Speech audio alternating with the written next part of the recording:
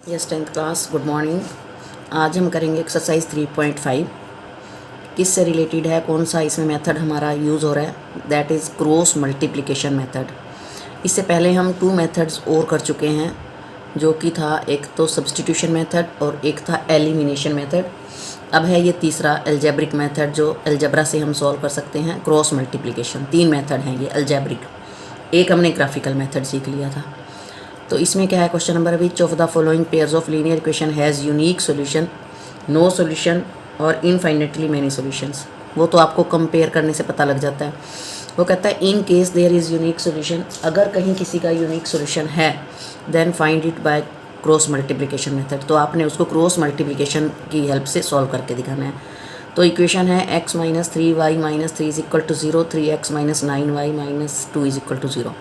तो सबसे पहले बच्चों क्या है, क्रॉस मल्टीप्लिकेशन मेथड में या जो स्टैंडर्ड फॉर्म है उसमें a1x plus b1y plus c1 is equal to 0। Equal के बाद 0 रखना है, कांस्टेंट को भी आपने इक्वल से पहले ही रखना है। यहाँ पर हम सब्स्टिट्यूशन मेथड और एलिमिनेशन मेथड में तो चाहे करते थे या नहीं करते थे, हमारा काम चल जाता था, लेकिन क्रॉस मल्टीप्लिकेशन मेथड के अंदर इक्वल टू 0 होना चाहिए, कांस्टेंट जो है वो बिफोर इक्वल होना चाहिए। तो इस बात का ध्यान रखना है। अब हमने कंपैरिजन करना है, देखना है a1/a2 क्या है 1/2, b1/b2 क्या है a1/a2 1/3, b1/b2 भी 1/3, माइनस के साथ उठाना है स्टेटमेंट को, और c1/c2 है 3/2, क्योंकि माइनस से माइनस कट गया, यहाँ पे भी माइनस से माइनस कट गया। तो अब हम क्या देख रहे हैं, a1/a2 is equal to b1/b2 is not equal to c1/c2। तो मीन्स ये केस कौन सा बना, this pair has no solution. Parallel का बन गया ना, 2 इक्वल है तो लास्ट में इक्वल नहीं है, तो ये नो सॉल्यूशन, मीन्स हमारी बात यहीं ख़त्म हो जाती है। इसी तरह सेकंड इक्वल से पहले ले आई मैं कांस्टेंट को, इक्वल के बाद 0 बना दिया, a1/a2 b1/b2 c1/c2। वैसे इसको चाहे आप नाम ही निकालते, अगर दोनों ही इक्वल नहीं है तो तीसरे की ज़रूरत ही नहीं है। तो यहाँ पर हमने देखा a1/a2 is not equal to b1/b2 आ रहा है, तो हम कहेंगे this pair has a unique solution. Unique solution हो गया। अब हम इसको सॉल्व कैसे करें, इसका क्रॉस मल्टीप्लिकेशन मेथड क्या होता है। तो सबसे पहले बच्चों क्या करना है, इस x y z को बाद में लिखना। सबसे पहले हमने y के कफिशिएंट से लिखना है। y का कफिशिएंट है यहाँ पर 1, यहाँ पर 2, तो यहाँ पर 1, यहाँ पर 2। फिर कांस्टेंट है -5 -8 -5 -8।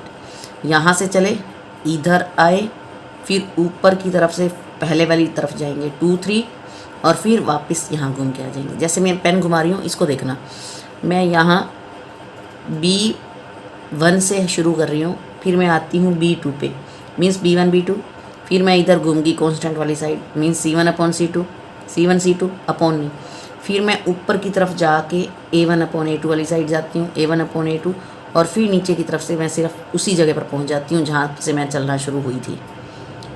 Clear, B1 B2 C1 C2 A1 A2 B1 B2, जहाँ से शुरू वहीं पे ख़त्म। B के बाद C आता है, C के बाद A और फिर B। अब पहले दोनों के ऊपर आपने X लगाना है, अगले दोनों के ऊपर आपने Y लगाना है, और जो नेक्स्ट 2 है वहाँ पर 1 लगाना है। ठीक है, तो ये हमारी एक टेबल टाइप बन जाती है, तैयार हो जाती है। देयरफॉर X अपॉन में लिखना है, X के नीचे क्या लिखना है, पहले इसको मल्टीप्लाई करो, फिर माइनस फार्मूले का लगाना है, फिर इनको मल्टीप्लाई करो। जब हम इनको मल्टीप्लाई करेंगे तो आएगा -8, माइनस फार्मूले का लगेगा। जब इन दोनों को मल्टीप्लाई करेंगे तो आएगा -10, फिर इक्वल डाल दो। अब y, इसको भी अपॉन में लिखेंगे, पहले इनको मल्टीप्लाई करेंगे -15, माइनस फार्मूले का लगा दो, फिर इनको मल्टीप्लाई करेंगे -16, ये -15 ये -16, ब्रैकेट्स में ही लिखना है। फिर आ जाओ इक्वल 1 के नीचे, 2 2 ज़ार 4, फिर माइनस फार्मूले का 3 1 ज़ार 3। अब क्योंकि ब्रैकेट्स हैं, माइनस साइन भी हैं, तो हमने इसको थोड़ा सिंप्लीफाई कर लेना है।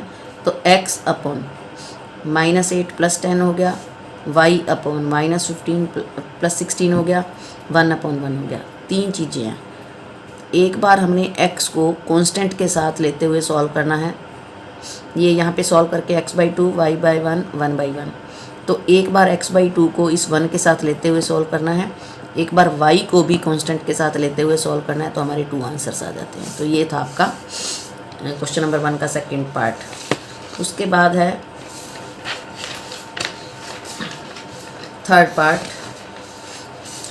पेयर दिया हुआ है 3x minus 5y minus 20 is equal to 20, तो और करके 3x minus 5y minus 20 is equal to 0 मैंने कहा था, इक्वल टू 0 में ले आओ, दोनों को कंपेयर कर दो, a1/a2 b1/b2 c1/c2 तीनों इक्वल हैं, so this pair has infinitely many solutions. तो आपको आगे जो सॉल्व करना है वो ओनली फॉर यूनिक सोल्यूशन का करना है, इसको यहीं छोड़ दो।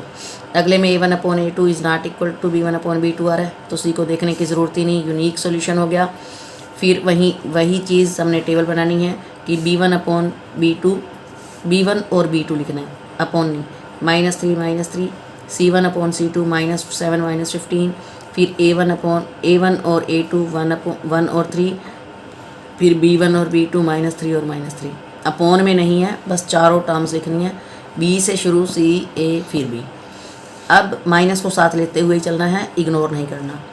x इन दोनों को मल्टीप्लाई करेंगे, माइनस प्लस 45 माइनस फार्मूले का मल्टीप्लाई करेंगे तो +21, फिर y इनको मल्टीप्लाई करेंगे -21 माइनस फार्मूले का 15 1 जार 15 माइनस का, फिर 1 को -3 से -3 माइनस फार्मूले का 3 को -3 से -9, तो x upon 45 -21 y upon -21 plus 15 1 upon -3 plus 9, तो ये बन गया x upon 24 y upon -6 1 upon 6।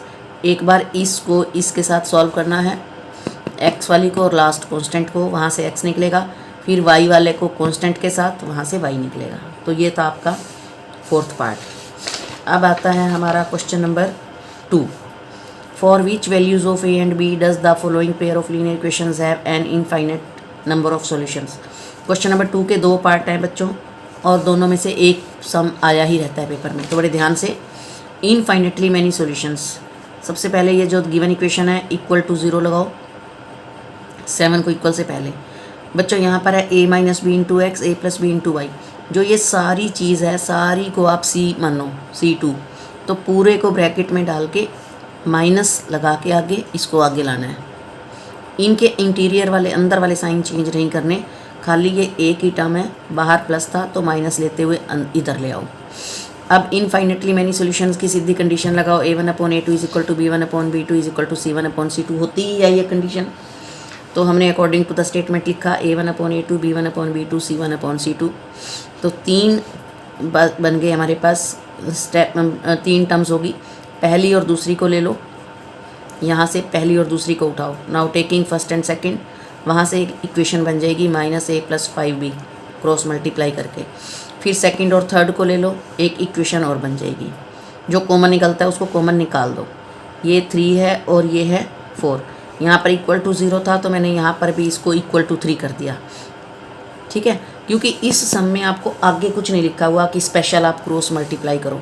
जब हमारी इक्वेशन 3 और 4 बन गई तो हमारा मन करता है जिस तरीके से मर्जी कर ले, यहाँ माइनस का a था, यहाँ प्लस का a, तो मैंने एलिमिनेशन मेथड लगा दिया कि एक माइनस का है एक प्लस का कैंसिल हो जाएगा, तो b से b का सॉल्व हो जाएगा और वहाँ से फिर a की वैल्यू निकल जाएगी। जो मेथड स्पेशल लिखा हो वो लगाओ, अदरवाइज़ आप एलिमिनेशन सब्स्टिट्यूशन मेथड कुछ भी लगा सकते हो।